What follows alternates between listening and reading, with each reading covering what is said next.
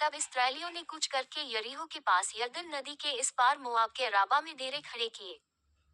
और सिप्पोर के पुत्र बालाक ने देखा कि इस्राएल ने एमोरियों से क्या क्या किया है।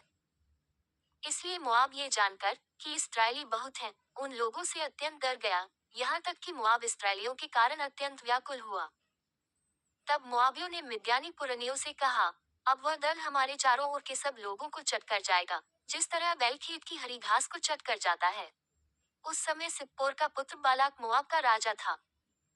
और इसने पतोर नगर को, जो महान के तट पर बोर के पुत्र बिलाम के जाते भाइयों की भूमि थी, वहां बिलाम के पास दूत भेजे कि वे ये कहकर उसे बुला लाएं कि सुन, एक दल मिस्र से निकल आया है और भूमि उनसे ढक गई है और अब वे मेरे सामने ही आकर बस गए हैं।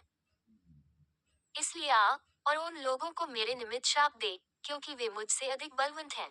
तब संभव है कि हम उन पर जयवंत हों और हम सब इनको अपने देश से मारकर निकाल दे, क्योंकि यह तो मैं जानता हूँ कि जिसको तू आशीर्वाद देता है वह धन्य होता है और जिसको तू शाप देता है वह श्रापित होता है। तब मोआबी और मिद्यानी पुरनिये भावी कहने की दक्षिणा लेकर चले और बिलाम के पास पहुंचकर बालाक की बातें कह सुनाई। उसने उनसे कहा, आज रात को यहाँ टिको और जो बात यहोवा मुझसे कहेगा उसी के अनुसार मैं तुमको उत्तर दूंगा। तब मोआब के हाकिम बिलाम के यहाँ ठहर गए। तब परमेश्वर ने बिलाम के पास आकर पूछा कि तेरे यहाँ ये पुरुष कौन है। बिलाम ने परमेश्वर से कहा, सिप्पोर के पुत्र मोआब के राजा बालाक ने मेरे पास ये कहला भेजा है कि सुन, जो दल मिस्र से निकल आया है उससे भूमि ढंप गई है, इसलिए आकर मेरे लिए उन्हें शाप दे, संभव है कि मैं उनसे लड़कर उनको बरबस निकाल सकूंगा। परमेश्वर ने बिलाम से कहा, तू इनके संग मत जा, उन लोगों को शाप मत दे, क्योंकि वे आशीष के भागी हो चुके हैं। भोर को बिलाम ने उठकर बालाक के हाकिमों से कहा, तुम अपने देश को चले जाओ, क्योंकि यहोवा मुझे तुम्हारे साथ जाने की आज्ञा नहीं देता। तब मोआबी हाकिम चले गए और बालाक के पास जाकर कहा कि बिलाम ने हमारे साथ आने से नाह किया है। इस पर बालाक ने फिर और हाकिम भेजे, जो पहलों से प्रतिष्ठित और गिनती में भी अधिक थे। उन्होंने बिलाम के पास आकर कहा कि सिप्पोर का पुत्र बालाक क्यों कहता है कि मेरे पास आने से किसी कारण नाह न कर, क्योंकि मैं निश्चय तेरी बड़ी प्रतिष्ठा करूंगा और जो कुछ तू मुझसे कहे वही मैं करूंगा। इसलिए आ और उन लोगों को मेरे निमित्त शाप दे। बिलाम ने बालाक के कर्मचारियों को उत्तर दिया कि चाहे बालाक अपने घर को सोने चांदी से भरकर मुझे दे दे, तो भी मैं अपने परमेश्वर यहोवा की आज्ञा को पलट नहीं सकता कि उसे घटाकर व बढ़ाकर मानूं। इसलिए अब तुम लोग आज रात को यहीं टिके रहो, ताकि मैं जान लूं कि यहोवा मुझसे और क्या कहता है। और परमेश्वर ने रात को बिलाम के पास आकर कहा, यदि वे पुरुष तुझे बुलाने आए हैं तो तू उठकर उनके संग जा, परंतु जो बात मैं तुझसे कहूँ उसी के अनुसार करना। तब बिलाम भोर को उठा और अपनी गधी पर काठी बांधकर मोआबी हाकिमों के संग चल पड़ा। और उसके जाने के कारण परमेश्वर का कोप भड़क उठा और यहोवा का दूत उसका विरोध करने के लिए मार्ग रोककर खड़ा हो गया। वह तो अपनी गधी पर सवार होकर जा रहा था और उसके संग उसके दो सेवक भी थे।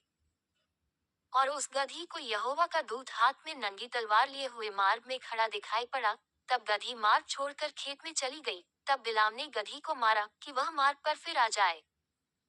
तब यहोवा का दूत दाख की बारियों के बीच की गली में, जिसके दोनों ओर बारी की दीवार थी, खड़ा हुआ। यहोवा के दूत को देखकर गधी दीवार से ऐसी सट गई कि बिलाम का पांव दीवार से दब गया। तब उसने उसको फिर मारा। तब यहोवा का दूत आगे बढ़कर एक सकेत स्थान पर खड़ा हुआ, जहां न तो दाहिनी ओर हटने की जगह थी और न बाईं ओर। वहां यहोवा के दूत को देखकर गधी बिलाम को लिए दे बैठ गई। फिर तो बिलाम का कोप भड़क उठा और उसने गधी को लाठी से मारा। तब यहोवा ने गधी का मुंह खोल दिया और वह बिलाम से कहने लगी, मैंने तेरा क्या किया है कि तूने मुझे 3 बार मारा। बिलाम ने गधी से कहा, ये कि तूने मुझसे नटखटी की।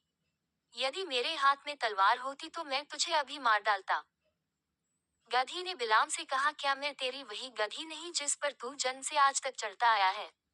क्या मैं तुझसे कभी ऐसा करती थी? वह बोला, नहीं। तब यहोवा ने बिलाम की आंखें खोली और उसको यहोवा का दूत हाथ में नंगी तलवार लिए हुए मार्ग में खड़ा दिखाई पड़ा। तब वह झुक गया और मुंह के बल गिर के दंडवत की। यहोवा के दूत ने उससे कहा, तूने अपनी गधी को 3 बार क्यों मारा? सुन, तेरा विरोध करने को मैं ही आया हूँ, इसलिए कि तू मेरे सामने उल्टी चाल चलता है।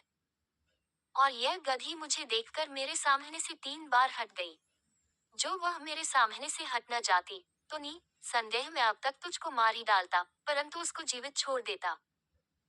तब बिलाम ने यहोवा के दूत से कहा, मैंने पाप किया है, मैं नहीं जानता था कि तू मेरा सामना करने को मार्ग में खड़ा है।